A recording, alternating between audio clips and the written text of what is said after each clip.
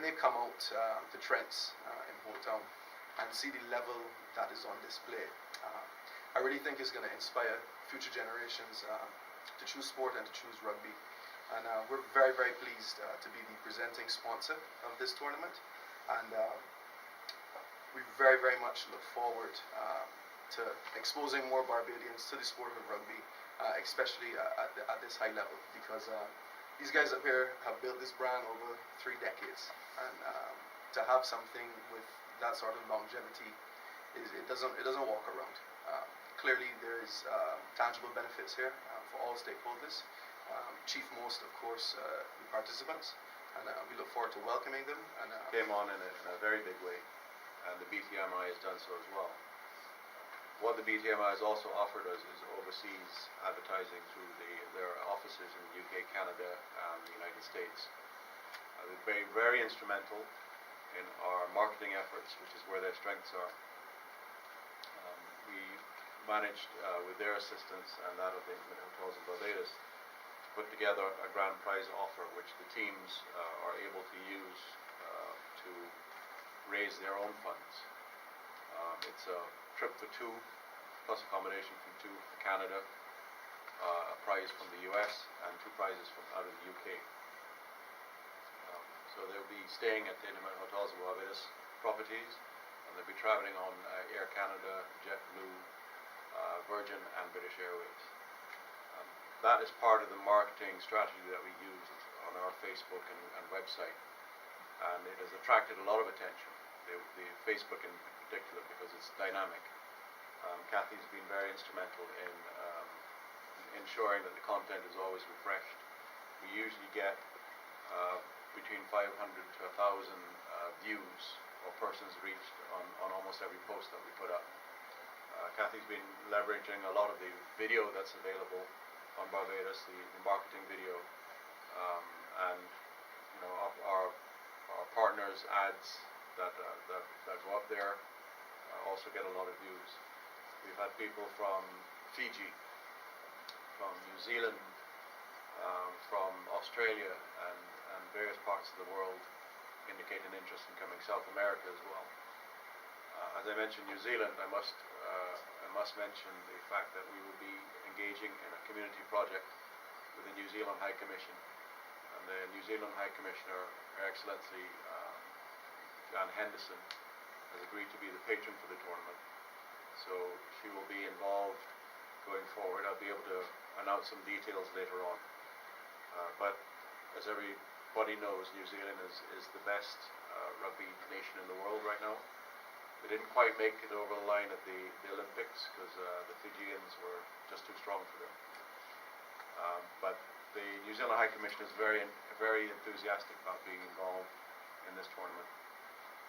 Our intention is to make sure that there's a legacy impact from this tournament, not only on rugby, but as I said, in the tourism sector, and at the venue that we're going to be using, which is the Frederick Smith Secondary School and the Trent's ground, which is just north of Holetown.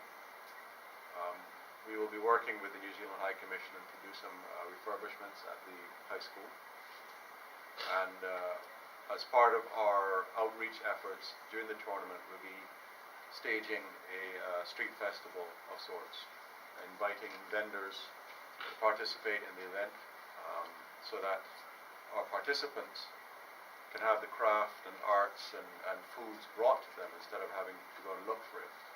So there's an opportunity there for the community to be involved, sell the fish cakes, sell the tamarind balls, the arts and craft, etc.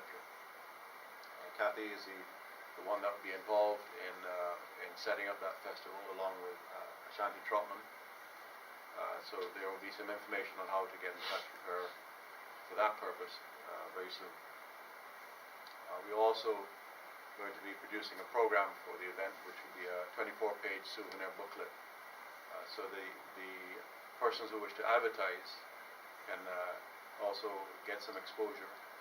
600 people coming in, 600 plus people coming in for the tournament are going to generate a lot of activity, not only during the tournament, but when they take their souvenir booklets home and they show them to their friends and family, it's free advertising. Yeah, we've already got 22 teams, I'm pleased to say. 14 of those teams are extra-regional. So we've got 3 from Europe, 4 from Canada, and 7 from the United States coming. And these teams will all bring between 25 and 35 people with them. So it's a nice base and a nice big catchment area. The other 8 teams are from the Caribbean. I'll just take you through very quickly, give you an idea. The women's division, as most people know, my pet theory is that women, when they go on a sports tour, they travel in numbers. It's not like us men, who if we go on a sports tour, the last thing we're taking with us is a woman. But the women will come and they'll bring their parents and their cousins and their sisters and their brothers and so on and so forth. And therefore they create a critical mass that's so important to tourism. And it works very well. And this year, our teams from Canada, we have 3 women's teams coming from Canada, one coming from way over in Vancouver, all the way on the west coast, and then one from Calgary, and a 3rd one from Toronto.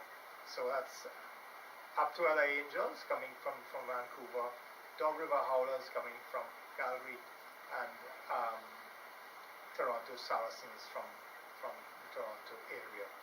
It's really encouraging to see that spread. And then we have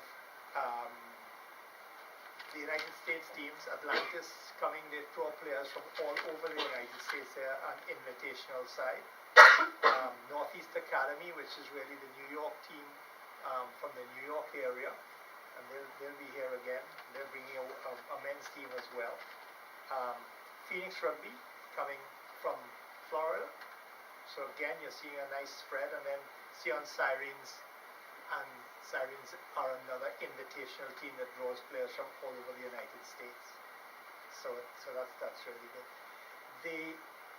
We do have one team from the UK called Rugby Ecos Feminine. I shouldn't say they're from the UK.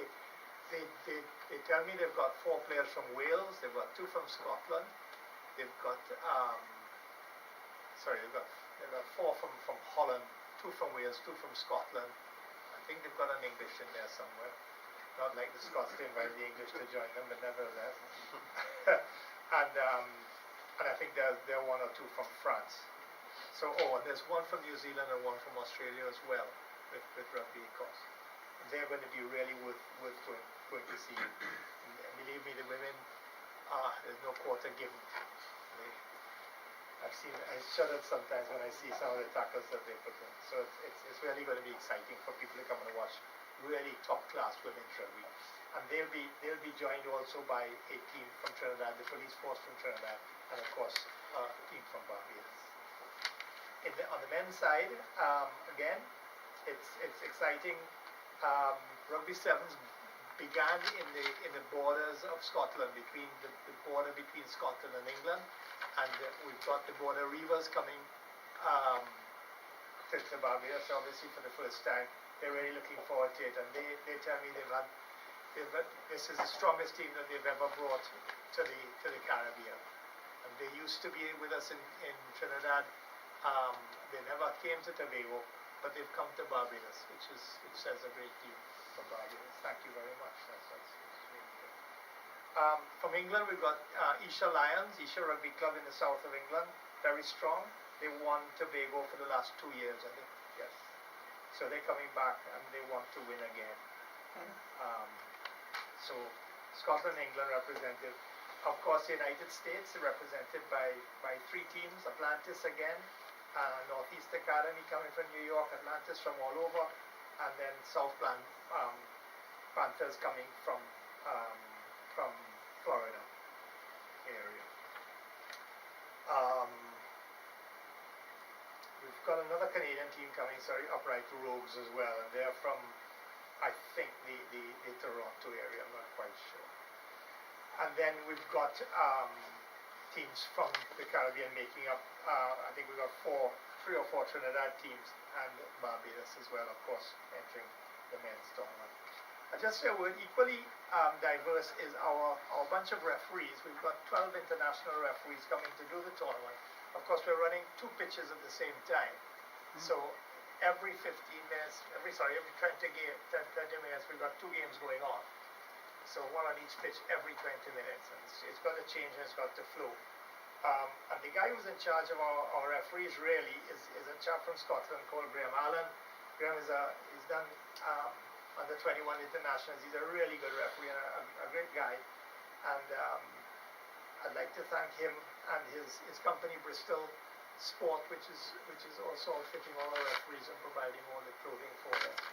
So, and Graham has managed to source referees from all over. And Hugh David from Wales, who's done international refereeing in the past. He's done really high class refereeing, and he's doing the top division in Wales every week.